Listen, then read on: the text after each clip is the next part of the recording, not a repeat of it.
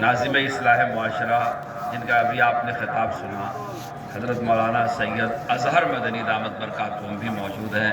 اللہ ان بزرگوں کا سایہ اس امت پر دیر تک قائم رکھے، ہم کو ان کی قدر کرنے کی توفیق عطا فرمائے۔ میرے عزیز دوستو، جمعیت علماء ہند اس ملک میں، ہندوستان میں اپنے وجود کو، اپنے قیام کو 100 سال سے زیادہ کی مدت پوری کر چکی ہے۔ 1919 میں باضابطہ جمعیت علماء ہند کا قیام ہوا اور 2024 شروع ہونے میں 18-20 دن باقی ہے۔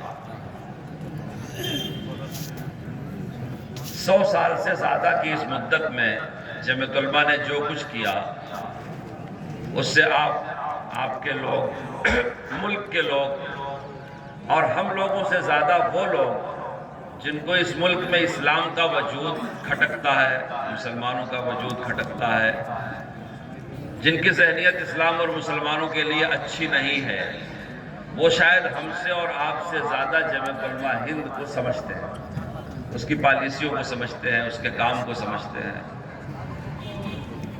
ہم کو اور آپ کو ان حالات میں یہ چاہیے کہ ہم اپنی وابستگی جمعیت علماء ہند سے زیادہ بڑھا دیں، اور جمعیت علماء ہند کا جو عملی پیغام ہے، جیسا کہ ابھی اصلاح معاشرے کا پیغام آپ کو دیا گیا، اس عملی کام کو ہم اپنی سماجی زندگی میں، معاشرتی زندگی میں، ملکی زندگی میں مضبوطی کے ساتھ اپنائیں۔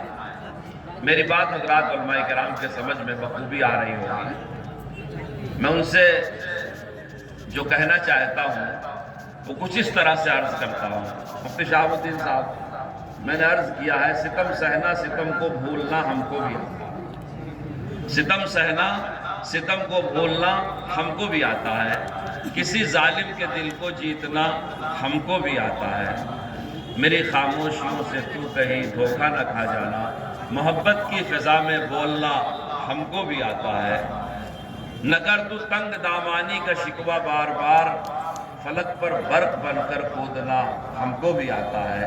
کہ ظالم حوصلہ دیکھے حریفان وطن آ کر، خزاں کی گود میں یوں پھولنا ہم کو بھی آتا ہے۔ ادھر 10-20 سال سے ملک کے جو حالات بنا دیے گئے ہیں، اور کچھ عالمی حالات کا تناظر بھی ایسا ہی ہے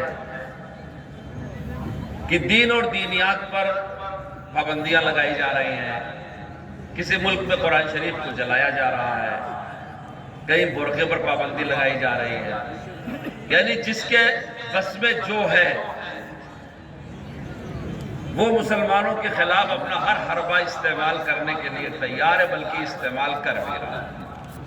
آپ کے اس ایک ضلع کے جلسے میں عالمی حالات پر کیا تبصرہ کیا جائے؟ آپ صرف اپنے ملک کے حالات دیکھ لیجئے کہ جس ملک کی بنیاد ہی بھائی چارہ پر ہو، رواداری پر ہو، دوستی پر ہو، اور یہ بتایا گیا ہو کہ ہم آپس میں بھائی بھائی ہیں۔ جب تک اس ملک میں سمویدھان نہیں تھا، دستور نہیں تھا، قانون نہیں تھا، کوئی پارلیمنٹ نہیں تھی، اسمبلیاں نہیں تھی، شخصی حکومتیں ہوا کرتی تھیں، اس وقت بھی ہندوستان کے لوگ آپس میں بھائی بھائی کی طرح ہی مل کے رہتے تھے۔ لیکن اب جبکہ سمویدھان بن گیا، دستور بن گیا، قانون بن گیا، دستور ضابطہ بن گیا، تو مستقل وہ لوگ جن کو اس کی حفاظت کرنا چاہیے وہ اس کو توڑنے کے در پہ ہیں۔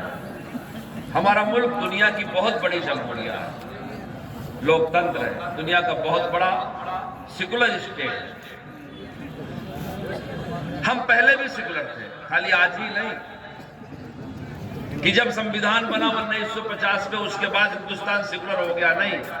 جب سے اس زمین کا نام کسی نے بھارت، انڈیا، ہندوستان دیش رکھا ہوگا، اس وقت سے لے کر آج تک یہاں کے بسنے والے انسان آپس میں بھائی بھائی کی طرح رہتے چلے آئے، ان میں کوئی بھید بھاؤ، نفرت نہیں۔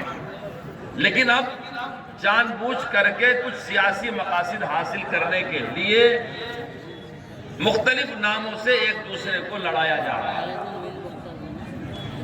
ہمارے دستور نے ہم سب کو برابر کا حق دیا ہے، کوئی آقا نہیں ہے، کوئی غلام نہیں ہے،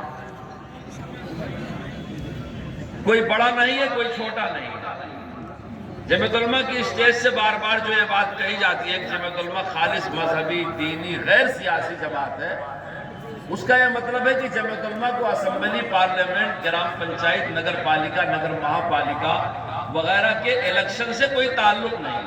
جمعیت کا ورکر، جمعیت کا ممبر، جمعیت کا صدر، جمعیت کا رکن ہونے کی حیثیت سے اس طرح کے معاملات میں کوئی کیریکٹر نہیں ادا کرے گا۔ ہم کسی کا اپوز سپوز نہیں کرتے، لیکن اس کا یہ مطلب بالکل نہیں ہے کہ ہم اپنے سماجی اور سیاسی حقوق سے اس ملک میں دستبردار ہیں۔